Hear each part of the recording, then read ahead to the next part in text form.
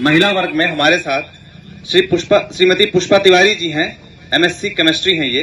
अब देखिए, जब रसायन विज्ञान हमारे साथ आ गया है तो कुछ तो बातें हमें उनसे महत्वपूर्ण मिलेंगी। हम चाहते हैं आपके भी दो शब्द हमारे समूह को मिले। भैया सभी को सुप्रभात और सबसे पहले विश्व पर्यावरण दिवस की हार्दिक शुभकामनाएं आप सभी को और पूरे विश्व को। लास्ट ईयर भी मैं आई थी, लेकिन बस थोड़ा सा बस ऐसे ही मौका मिला था आने का। मुझे बहुत अच्छा लगा था, लेकिन मैं चाहती थी कि हमारा ग्रुप और बढ़े।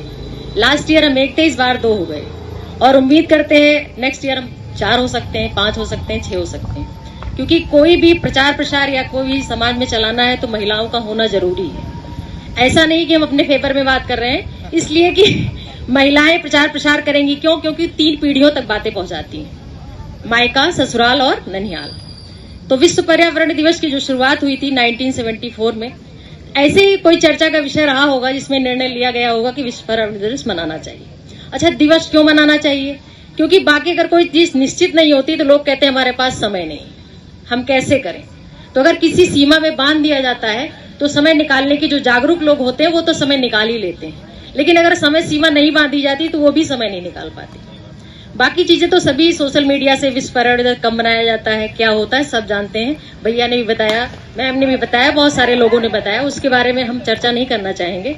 मेन जो आज की थीम है कि जो पॉलीथीन, जो पोल्यूशन है, पोल्यूशन कैसे होता है तो सब जानते हैं, लेकिन रोके कैसे इसको। तो सबसे बड़ा जो हमारा आप लोग से एक तरह का आह्वान है या अपने खुद से भी है संकल्प कि हमें पर्यावरण बचाना है तो पॉलीथीन को रोकना होगा। रोकने के लिए क्या, रोक तो सकते नहीं क्योंकि इतना फैल गया है।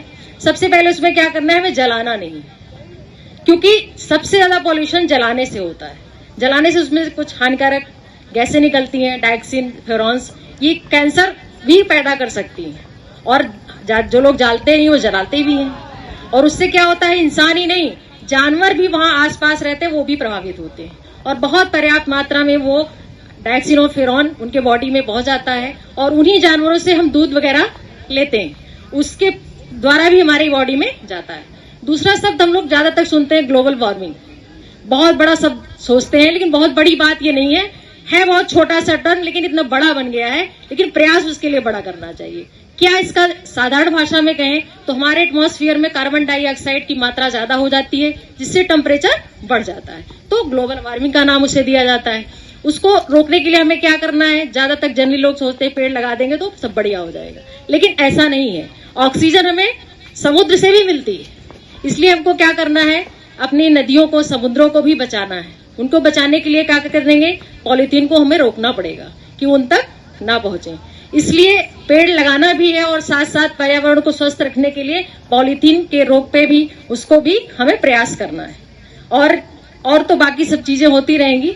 और सबसे बड़ी बात, धन्यवाद देना चाहती हूँ पर्जन्य ग्रुप को, सभी सदस्यों को, कि जिन्होंने इतना अच्छा ग्रुप बनाया और इतने छोटे से, जैसे मैम ने भी बताया कि इस फील्ड में आते थे तो बदबू आती थी, तो मैं भी यहाँ 2011 से हूँ। 2007 में मेरी शादी हुई, तब मैं एजुकेशन कॉलोनी में थी, पीछे से मैं इस फील्ड को देखती थी तो बड़ा कष्ट होता था।